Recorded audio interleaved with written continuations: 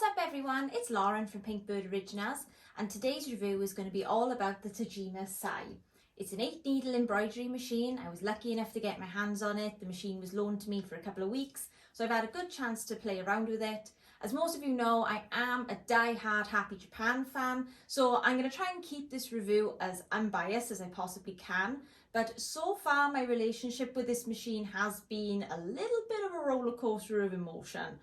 I went from thinking this machine is absolutely brilliant to totally hating it, and then finally figuring out where the market has a place for this kind of embroidery machine. When I was Googling information about this machine to help me make sure this review is factually correct, I found there isn't a lot of information out there about the Tajima Sai that doesn't come from a distributor of this actual machine. So if you are considering buying this machine, then this review might be helpful to you so you can decide if the machine is right for you and your business.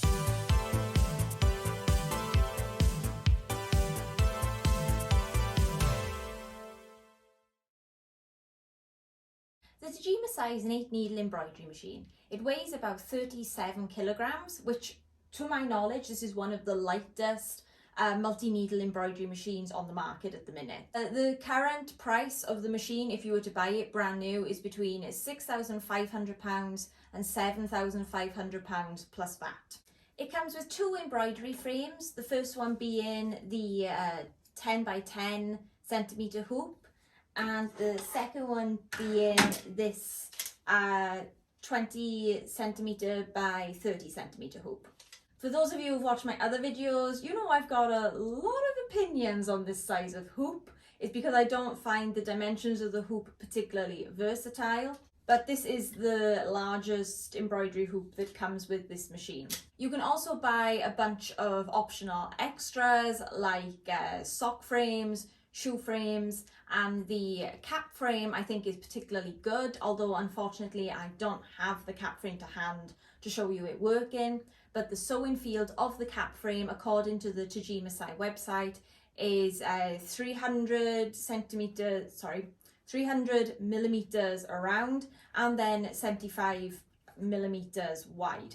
When you're embroidering on caps, you'll know that every millimeter matters in terms of getting those really big standout designs on the fronts of your caps. 75 millimeters is on the larger side. I believe the Brother embroidery machine only goes up to 60 millimeters tall, and the Happy Japan embroidery machine I have, I think their cap limit is 65 millimeters tall. So it is a really generous sized cap frame, and that's positive. I should mention though that while this is a Tajima brand embroidery machine, you can't actually use the industrial Tajima hoops on this machine. So your larger industrial Tajima embroidery machines, don't think you can take those hoops off those machines and use them on this machine. You have to buy hoops that are dedicated to the Sai embroidery machine. The hoops are also, you can insert them either way. There's no one particular way you have to place the hoops within this machine. The Tajima Sai also comes with its own embroidery software. It's a free software that comes within the price of the embroidery machine, and I'm going to talk a lot more about that later. The Tajima Sai has a top stitching speed of 800 stitches per minute, which might not sound like a lot when you consider that Brother domestic single needle embroidery machines often go up to 1000 stitches per minute, and so does the Brother PR. But let me tell you, this machine absolutely flies. I ran the same design off on my Happy Japan 12 needle Voyager machine and my 6 needle Brother PR machine, and these were the results. Obviously I had to speed up the footage for the sake of this YouTube video. I wanted to keep the experiment as fair as I possibly could.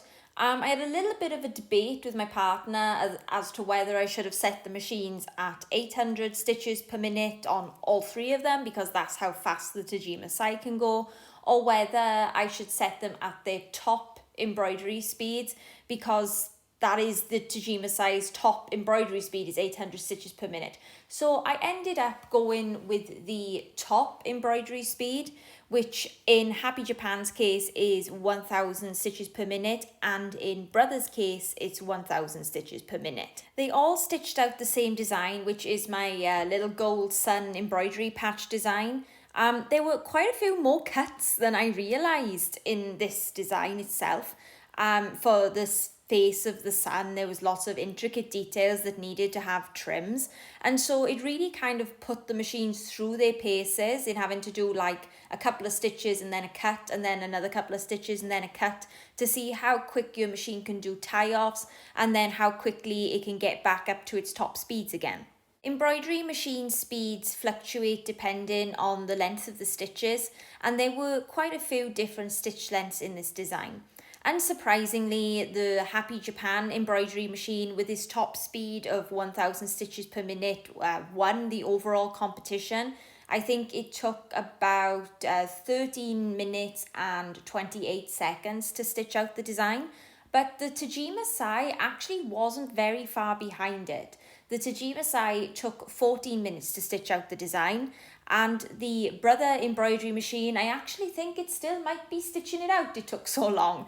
But no, in all honesty, the Brother embroidery machine took 17 minutes to stitch out this gold sun. While the embroidery machines were running at their top speeds, I think it's worth commenting on the noise level. Like I've mentioned in previous videos, I run my business from home, so I'm always very conscious of the noise level and how these machines may possibly affect my neighbours. Both the Tajima Sai and the Happy Japan embroidery machine contain noise suppressing technology. And for this experiment, I have to say it worked really well. It wasn't a headache to be around the machines filming this video while they were running at their top speeds. The Brother embroidery machine, on the other hand, I have to comment, I thought it was going to shake itself through the ceiling. It was vibrating so much. So big points for the Tajima Sai and the Happy Japan machine on that front. The reason why in this experiment the Tajima was more like the Happy than the Brother embroidery machine is, even though the Brother embroidery machine claims to be able to do 1000 stitches per minute, it takes such a long time to make trims and swap needles, and that slows down the production process overall. Although it's marketed as a commercial machine, inside the Tajima Sai are all the mechanisms of an industrial Tajima, but they've sort of mimicked the appearance of the Brother. I don't know whether that's intentional or not, but in my opinion, I think Tajima wanted to make the Sai appear like a friendly face. And it kind of worked, because when this machine arrived, I had a really good vibe about it. And not just because it's got the little thread tubies at the top, which I'm always going on about, that stop the threads from tangling at the top of the machine. I did genuinely feel like this machine had a good energy about it, and I think it's because it looked like the Brother machine. But aside from visual similarities, that's where the comparisons between the Brother PR series and the Tajima Sai end. When you turn on the embroidery machine, I guess, hello, and I think this is actually why my relationship with this machine took a little bit of a nosedive, because I was projecting all of my expectations of the machine to be like a Brother PR machine. And after I turned the machine on, I was actually met with something very basic. So anyway, here come the negatives towards this machine, as I kind of compared it to my Brother PR machine and my Happy Japan machine. This machine was missing a lot of features that I personally couldn't really run my business without. When threading the needle, there is no automatic needle threader like the Brother machines have. The needle threader is kind of considered a luxury. The Brother machines have kind of coddled its users in that respect. To my knowledge, the only multi-needle embroidery machine that has an automatic needle threader are the Brother PR series. Other brands don't use the automatic needle threaders because they keep allegedly breaking. Personally, I think maybe it's the users of these machines tend to be a little bit heavy-handed. I've had my Brother machine for 4 years and the automatic needle thread has never broken. But nevertheless, this machine, like most multi-needle machines, doesn't have an automatic needle threader. But one feature which is missing, which I just find unforgivable, is that there is no way to manually lower the presser foot.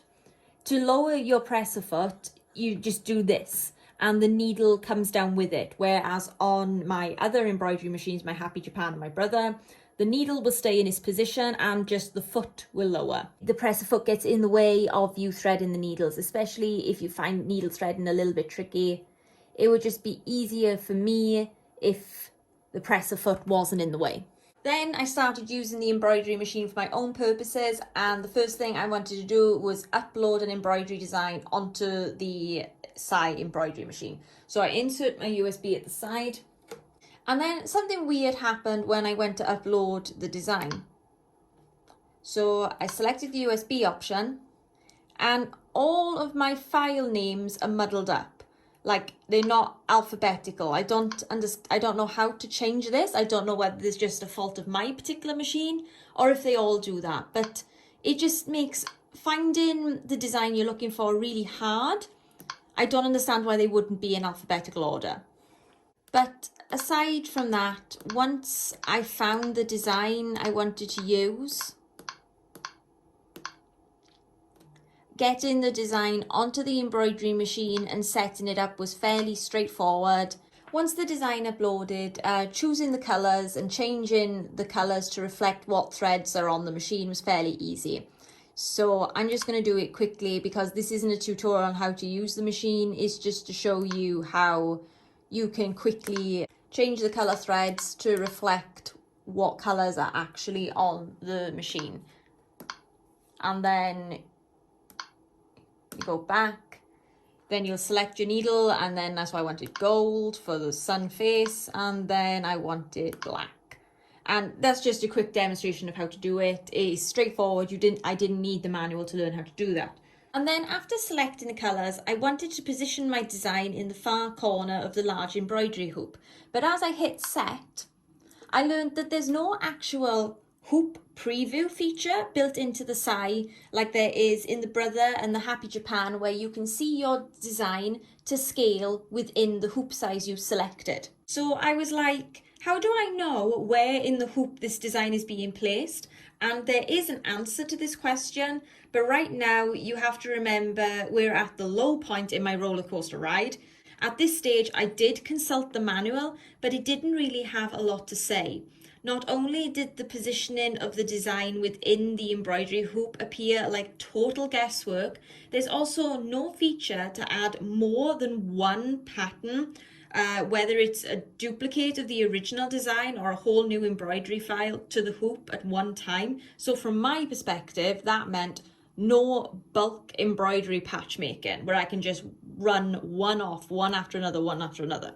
To me, it felt like you embroider one design. So for instance, I'd embroider this sun, the design would complete stitching. I'd then use the arrows to move the design into a free space, and then it would start stitching again. For this purpose, however, the Sai does actually come with a very accurate crosshair laser beam. Like, that laser is exactly where the needle will come down, unlike on the Brother PR machine where the needle usually comes down slightly in front of the laser point. So this laser does make it very easy to accurately line up your designs with previous projects, or for instance over jacket pockets.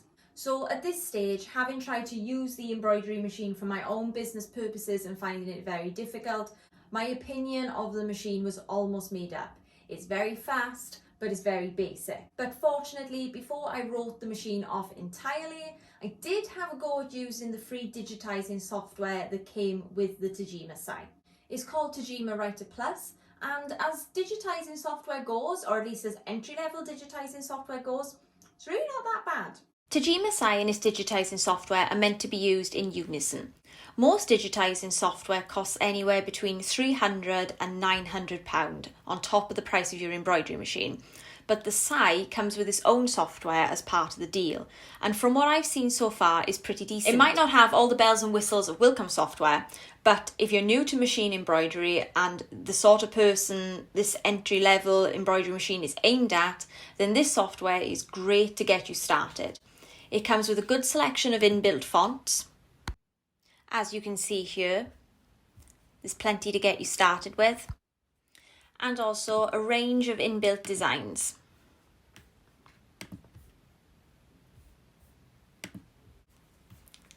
It also comes with the facilities for you to turn your own photos manually into digitized embroidery files. And if you select which hoop you're using, the software gives you the hoop dimensions, which you can then fill with your own designs and transfer directly to the Sai embroidery machine. So yes, you can bulk create on the Sai, it's just not in the way I was used to. It's more you arrange everything in the digitizing software and then transfer it over and press start. I think Tajima's argument is that this machine should be running and producing constantly. The less time you spend faffing about with setting up the embroidery machine, the more the machine can be working. Then while the machine is working, you can be setting up for the next project on the digitizing software. It works, I guess. I see the logic behind it. It just kind of goes against my grain. I've been embroidering for 4 years, and my method is mostly to do all of the setup and organizing on the machine itself. So if that's what you're used to and you buy this machine, then I suppose it's going to be looking at breaking habits you already have and whether the style of working with this machine suits you. I will say that this machine will work very well for people who make lots of individual designs on repeat. So if you're just making the same logo on a t-shirt over and over, or doing the same design on a teddy bear tummy, this machine would work great for that. For me though, my embroidery business, making embroidery patches, is going to be the Happy Japan Voyager every time, as I feel you get a whole lot more for your money even without the digitizing software being included. But there is no denying there is definitely a place on the market for this embroidery machine. The fact that the designers of this machine have not included so many features on the machine itself but transferred them to the digitizing software instead has made this machine very straightforward to set up and use out of the box. And when you're stepping into the world of embroidery, if you're new here, that's exactly what you need. You need something that you can use straight away and give you confidence, and then you can start learning all of the little bits through the digitizing software. In my opinion, I think they've gone a little bit overboard, stripping things away from the machine itself. I'd be interested to know what other people think about that, especially if you are a Tajima Sai user yourself. Please let me know your opinion in the comment section below. Anyway, I hope you found this review helpful in some way. And if you like my content and if you want to see more product reviews or how I run my embroidery business from home, then please consider subscribing to my channel. Thank you so much for watching, and I'll see you next time. Bye bye.